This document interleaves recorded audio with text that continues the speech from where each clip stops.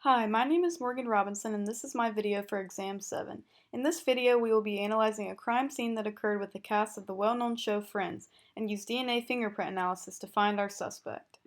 On the morning before Thanksgiving, Monica made her famous pumpkin pie that she will be bringing to their annual Thanksgiving lunch the next day.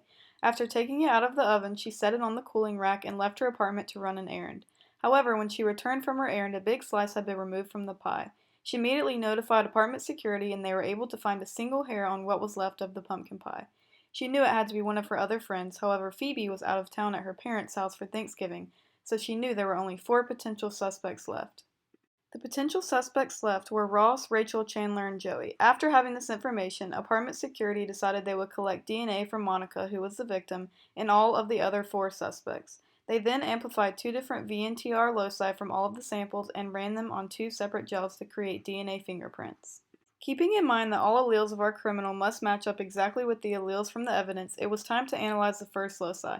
Taking a look into the first loci, we can see that Monica, who is the victim, obviously does not match up with the evidence, as she was the one who had the crime committed against her.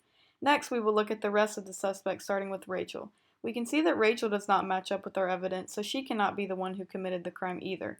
Next, we will look at Ross. Ross only has one allele that matches the evidence, so he cannot be the one who committed the crime, as both alleles must match up exactly with our evidence.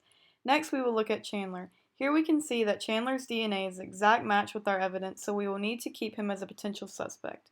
Finally, we will look at Joey, who is also an exact match for the evidence, and again, still a potential suspect. In this loci, we can also see that one of Ross's alleles matches one of Monica's alleles. This is because Ross is the biological parent of Monica, and from this we know she must have gotten the other allele from her mother. Next, we will take a look into the second loci and finally identify who the real criminal is. We already know that Rachel and Ross did not commit this crime, so we can immediately rule them out. Also, at this loci, we can see that Ross and Monica again have a matching allele, further showing that they are related. Next, we will look at Chandler. We can see that Chandler's alleles do not match our evidence, so we can now rule him out as a suspect.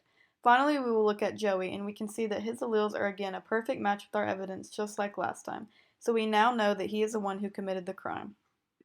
Now knowing our final suspect, apartment security asked Monica how she would like to handle Joey. Knowing that Joey is the king of all eating, she decided not to press charges and decided his punishment should be that he cannot have any more pumpkin pie at tomorrow's Thanksgiving celebration, as she knew that this would be the worst punishment he could ever imagine.